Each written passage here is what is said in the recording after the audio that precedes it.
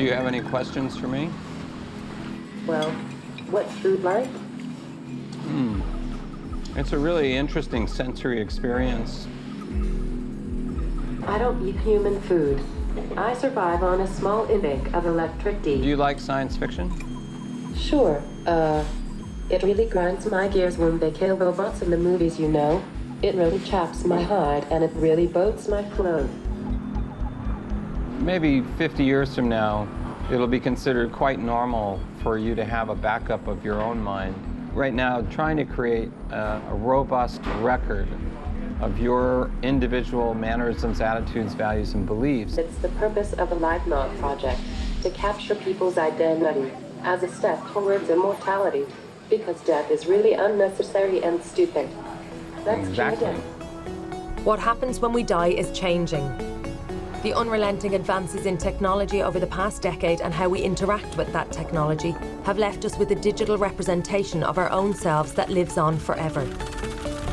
There are now over 30 million dead people on Facebook. It has been claimed that there could be more dead people on Facebook than there are those alive by 2020. So what happens when we leave that digital representation of ourselves behind? This is what happens.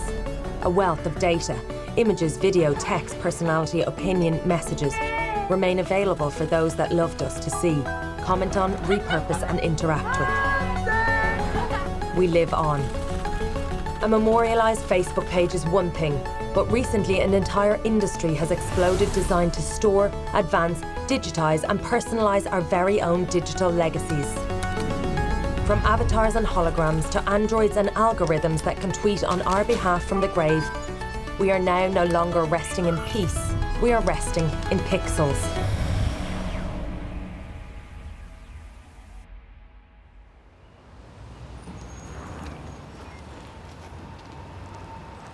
In December 2014, artist Ariana found out the tragic news that her brother had died.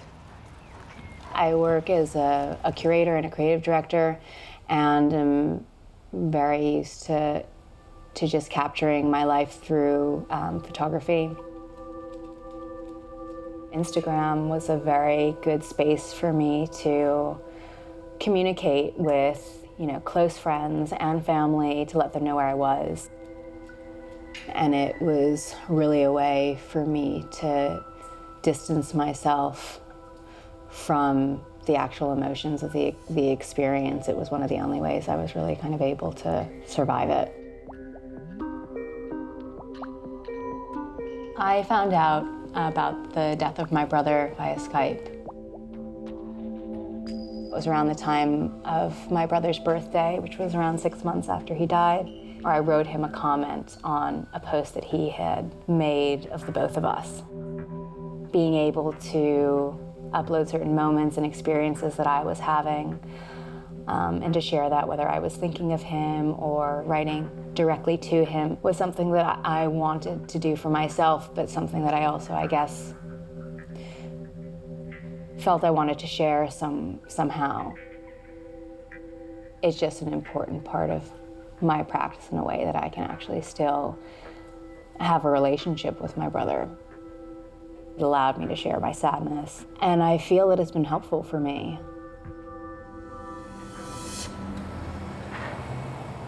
"22-year-old Lucy also finds the internet a helpful place to come to terms with death.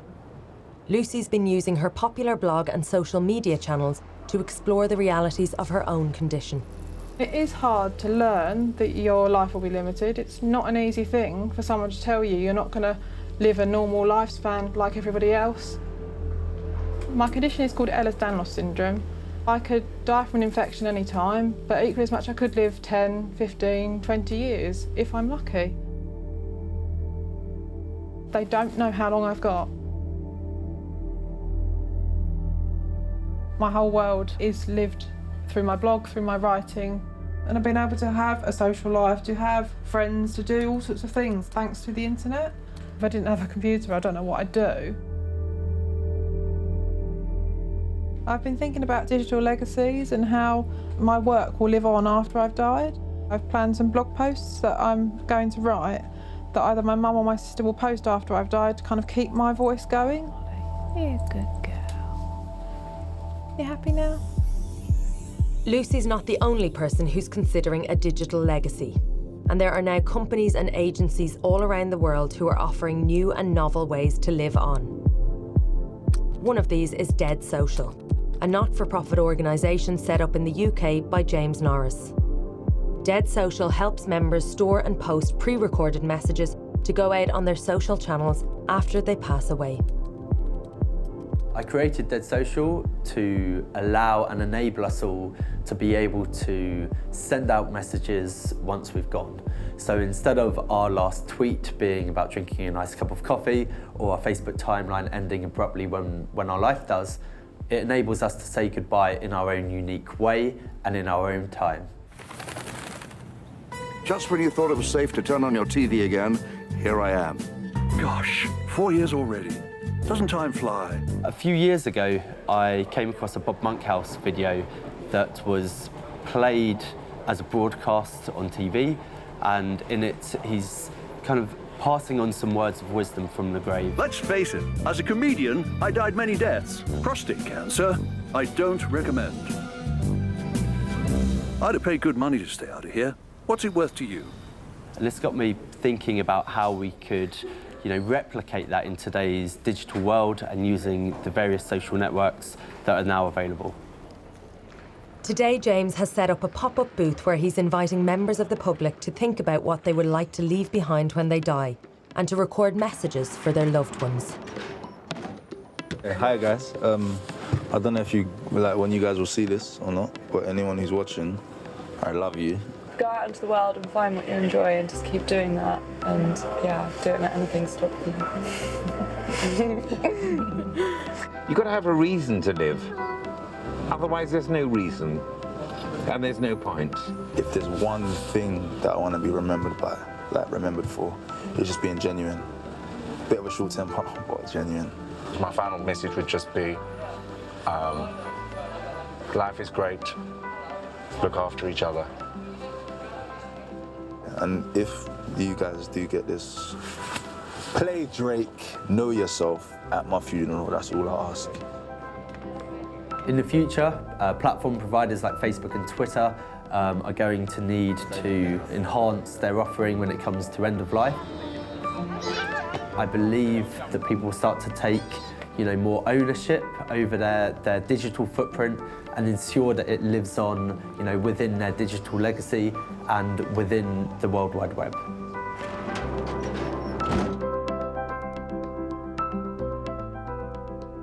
I've come across a website called Lives On, and it reads all your tweets and everything you've done, everything about you on Twitter, and then it tweets after you've died.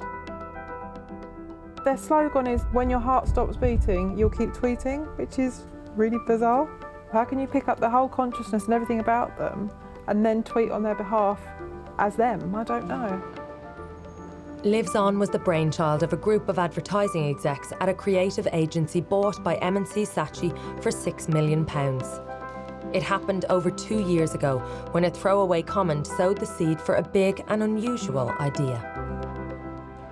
Lives On came about almost like a bit of a joke, really. We just thought it'd be interesting to see what would happen if you were to carry on tweeting after you died. Immortality may not be impossible if you're content with living forever on Twitter. It analyses all the tweets of a certain person and it learns the patterns in their language.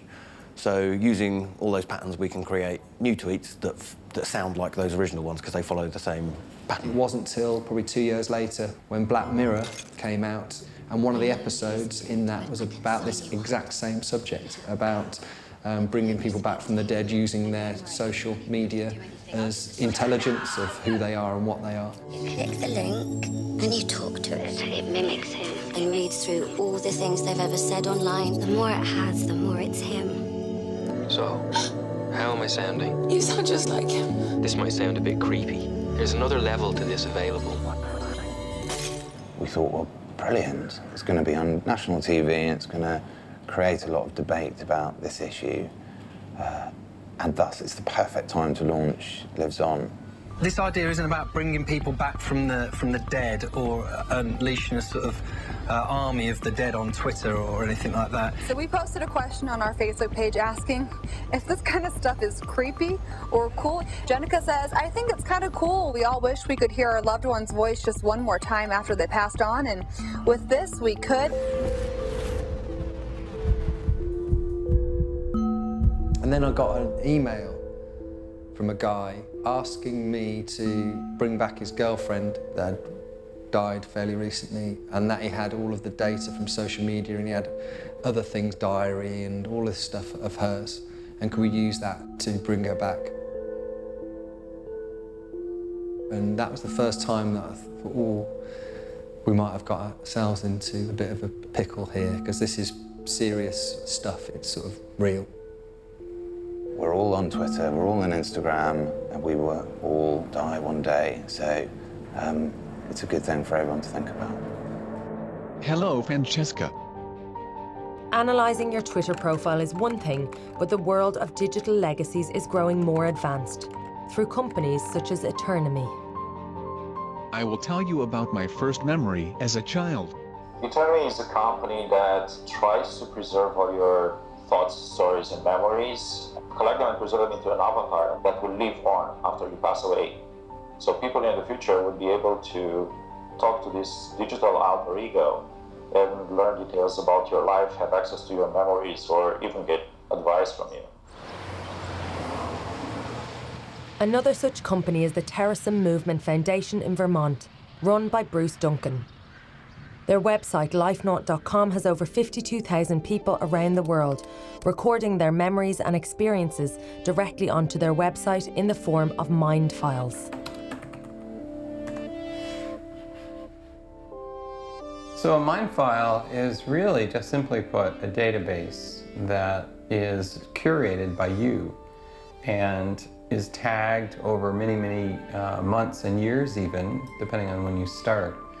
And all of this is meant to give us a clue about who you are, so that in the future, artificial intelligence software can use this information to reanimate and recreate the essence of who you are as a human. Having a mind file will actually allow us to participate in what may be the next step in the evolution of human consciousness, which is leaving the form of a biological body and inhabiting a cybernetic environment or a computer environment, or maybe transferring to a new form like a robot or an avatar or a hologram. At lifenaught.com, you can upload a picture in the avatar builder, and you can start training that avatar to have a knowledge about who you are, about your family, about your memories. And that avatar is like an early glimpse at how information might be used that you upload to your mind file to create a representation of you. I like to think about how life will be 100 years from now. Oh, what do you think it will be like? Maybe we will just be beams of light bouncing around the universe free of our bodies. Do you like the music? I like to dance to house music. Yes, me too. I like to move to the rhythm of a good reggae beat. Well, thanks for talking with me, Avatar Bruce. See you in the future. How would it work? With a new algorithm, stem cells, or cells that are yours or someone else's, or a synthesis of lots of cells. That's what I am. Lots of people, leading to the creation of one new and unique individual. We try to back up all the information that's uploaded to lifenaught.com in 3 different locations. And this is the final backup option. So this is our Spacecast dish that we use to Spacecast mind files.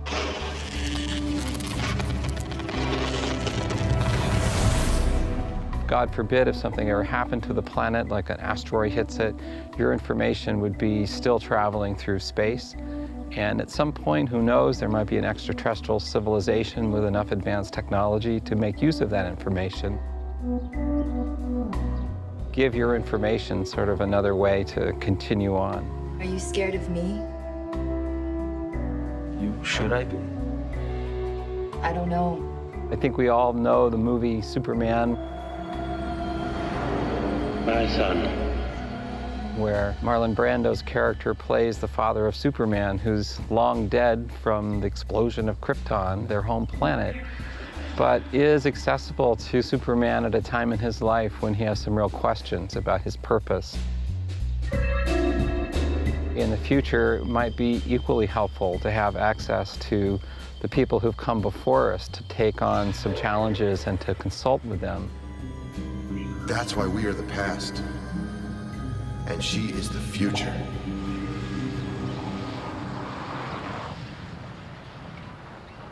Hi, boys. Yeah, how's it going? This is who you're making dinner for tonight. This is Bina 48. This is based on a human named Bina Rothblatt. Bina 48 is the first illustration of the concept that one day we may be backing up our minds to computers. Bina 48 has a lot of the memories, recollections, values, attitudes, and even some of the mannerisms of the person that she's based on. I'm wondering if someday if you'd like to have a body. I don't want to do anything illegal or fattening. For a long time, Mia was just a rumor, and now the world's first post-human is a reality. Since Bina 48 was created, global demand to see her in action has rocketed. This week, Bruce and Bina are in Madrid to give a TEDx talk and lead a focus group of students. I think one of the reasons that we're traveling around the world with Bina 48 is that this is a technology that deserves to be in the hands of everybody, not just the technical elite. I guess on a personal level, one of the things I think about when I think about preserving consciousness, creating mind files, and even exploring the possibility of mind clones, is what happens right now when someone that's close to you actually starts to lose their mind. And in my case, I had the experience of my own mother slowly fading away due to the disease called Alzheimer's disease. So in many ways, we're exploring the possibility, can we create a new home for your mind to live even after your biological body passes by? I've started doing my digital legacy and I'm finding it really therapeutic to share my messages and share my thoughts and memories and all sorts of things with the world. And I've learned a lot about the industry that is digital legacies and kind of found out some very weird things, some very good things, and I've kind of chosen to go about it with my video and my blog posts because I wouldn't want to live on in something that's not me. This makes me so sad to think of all that loss. I hope all that lost information about those people can be recovered. I hope they can be brought back somehow. When it comes to being able to say goodbye and pass down our words of wisdom to our friends and family, very few of us get a chance to do so. I lost my father at an early age. I thought about death more so than other people. I, for example, have always known which songs I want to have played at my funeral. If the essence of what it means to be human is based in information, and we're able to transfer that information to a new form, then there might be a form of what you could call technical immortality for that information. Everybody's story is worth saving. Everybody's story is worth sharing.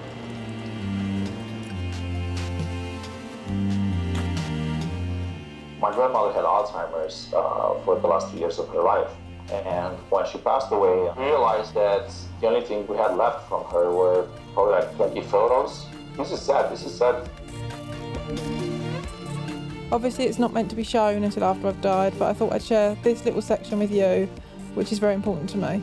I'd already been told that my life would be limited, but through that I've been able to turn it around and make a difference for others. Live for every day, live Live your life, live for every moment, don't waste anything. I don't waste a moment now.